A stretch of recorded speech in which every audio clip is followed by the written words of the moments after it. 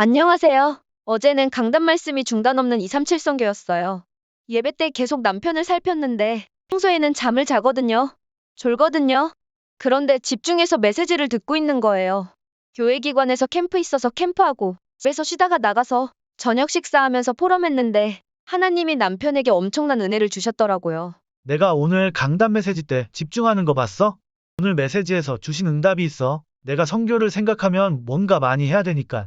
성공해야 선교를 할 수 있고 지금은 선교를 할 수 없다고 생각했었어. 오늘 메시지 듣는데 그것이 아니고 하나님이 지금 나에게 주신 사정대로 드리면 되는 것임을 알게 하셨어. 그러니까 내 마음에 더 많이 벌어서 헌금하면 좋은 거잖아. 하나님께 많이 하면 좋으니까니라고. 할 수 없는 것이 하나님이 돈의 금액을 원하는 것 아니니까. 더 많이라는 것은 내 욕심이니까 하나님 앞에서 부끄러워지고 그래서 우리 가게의 형편대로 가게 매출 대비 선교헌금을 했으면 좋겠어. 라고 말하는 거예요. 또 자신의 포럼을 뭔가 낮게 여기는 거예요. 이런 포럼은 별로인 게 당연히 우리 교회 사람들은 전부 전도와 선교에 꿈이 있으니까 당연히 선교하는 것이니까 다들 이미 알고 있고 당연히 하는 것이니까 별거 아니니까. 이렇게 말하길래 개인화가 되는 것이라고 말했어요. 말씀은 선포되었고 예배가 중요하다 말씀이 중요하다 알지만 개인화는 다른 문제라고 말하면서 개인화되고 있어서 너무 기쁘다고 말했어요. 저는 오늘 월요일인데 강단을 다시 묵상하면서 마게도냐와 아가야 사람들이 예루살렘의 가난한 성도를 위해 헌금했다는 것과 마게도냐와 아가야 성도들에게 너희들이 예루살렘 교회의 영적인 것을 받았으니 육신의 것을 주는 것은 마땅하다고 바울이 말하는 내용이에요. 예루살렘 성도들이라 함은 사도행전 2장의 44절에서 47절에 서로 재산을 나누고 통용한 사람들 아닌가 싶었어요. 그들이 가난해졌나? 거기에 아나니아와 삽비라 부부 사건이 있어서 숨기지도 못하고 재산을 전부 통용해야 되는 상황이었을 텐데 하나님의 뜻대로 살았는데 가난해졌나? 이 생각을 하나님께 드렸어요. 강단에서 목사님께서 바울이 중보기도 요청을 했는데 중보기도의 요청 여러 가지 중에 예루살렘 교인들이 선민사상과 아직 율법적 사고방식을 가지고 있어서 이방인들의 돈을 거부할 가능성도 있다고 말씀해 주셨어요. 그렇다면 예루살렘 교인들이 모든 것을 다 하나님께 드렸는데도 불구하고 아직도 선민사상과 율법주의로 가난할 수밖에 없는 영적 상태와 육신의 상태를 가지고 있는 것인가 싶었어요. 이건 저희 개인적인 내용이에요. 성경적으로 따졌을 때 아닐 수도 있어요. 저는 해외 입양을 생각하고 있어요. 이것은 22년 5월 15일 강단 237시대의 남은 자를 평일에 묵상하면서 주셨고 남편에게 말했더니 처음에 고민하더니 승낙했고 저희 부모님과 시댁에 말했더니 승낙하셨어요. 이 나비는 사실 좀 어렵잖아요. 누군가 한 분이라도 싫어하면 어려운데 다들 기도해서 인도받으라고 하셨어요. 그때 2개월 전에는 남편에게 지금 당장 입양은 아니고 우리 가정에 경제를 주시면 할 수 있다고 이야기했어요. 우리는 생계를 넘어서지 못하니까 넘어서면 그때 인도받자고 말했어요. 저번 주에 제가 기도한 것이 너 경제적으로 안정이 되면 하겠습니다라고 하는 것인가? 하나님을 제안하는 것인가? 이런 마음을 주셔서 기도를 하고 있었어요. 저는 입양의 목적이 해외 선교사 파송이거든요. 그래서 아기보단 자신의 지역을 잘 알고 한을 가지고 있는 청소년을 생각하고 있어요.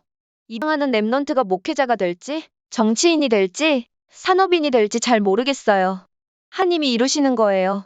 다시 자신의 나라에 아프리카에 재파송 원하지만 랩넌트가 한국에 살고 싶다면 그렇게 인도받는 거죠. 이번 주 강단 말씀 중에 우리 교회 초창기에 목동에 아파트 팔고 건축 헌금하고 미국으로 가시고 지금은 아프리카 말라위에서 교도소 전도를 하고 계신 선교사님 이야기를 들었어요.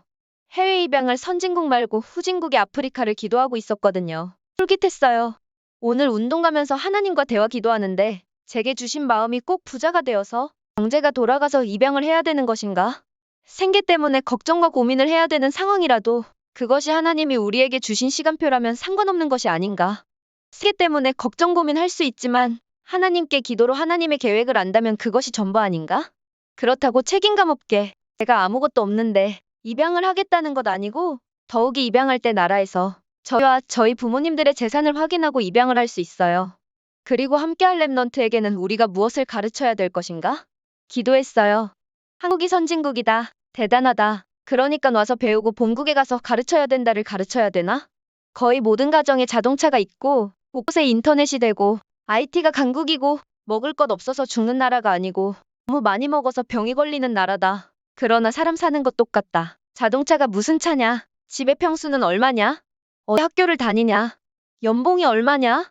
말라위는 광물 자원이 없고 90%가 농업국가이니깐 땅이 몇 평 있냐? 가축을 몇 마리 기르고 있냐? 문맹률이 남자는 28%, 여자는 58%니깐 얼마나 배웠나? 매개체만 다르고 스케일만 다른 거지. 완전 똑같다. 어떻게 살까? 어떻게 하면 지금보다 경제적으로 안정이 되며 성공할 수 있을까? 완전 똑같다. 하나님 떠나. 창세기 3장 나중심, 창세기 6장 물질 중심, 창세기 11장 성공 중심, 그리고 12가지 문제, 배후의 사단 세력, 완전 똑같다. 3저주?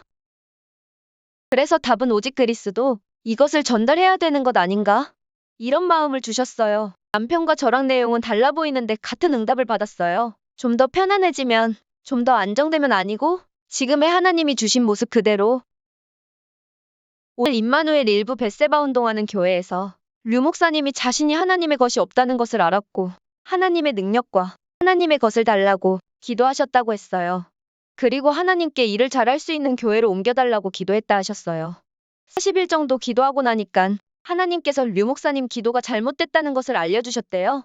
그 기도가 틀렸다는 것을 깨달았고 하나님 좋은데 말고 지금 여기서 하나님이 원하시는 것이 뭡니까?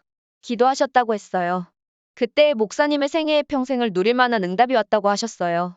저와 남편도 목사님과 같은 기도가 되어지게 하시고 계심을 감사드립니다. 또 임마누엘 일부에서 목사님께서 내 속에 틀린 것, 사탄이 준 것, 오해, 상처, 경험, 세상의 것, 내 것, 욕심으로 가득 차 있는 것을 하나님의 것으로 바꾸는 시간표를 만들어야 치유된다고 하셨어요. 우리 부부에게 주일 예배와 말씀, 평상시 기도로 치유하고 계심을 감사합니다. 또한 저희와 만날 렘넌트와 사람들을 치유하는 은혜 주실 것을 믿습니다. 여러분도 주일과 평상시에 오직 그리스도 하시길 그리스도 이름으로 기도합니다.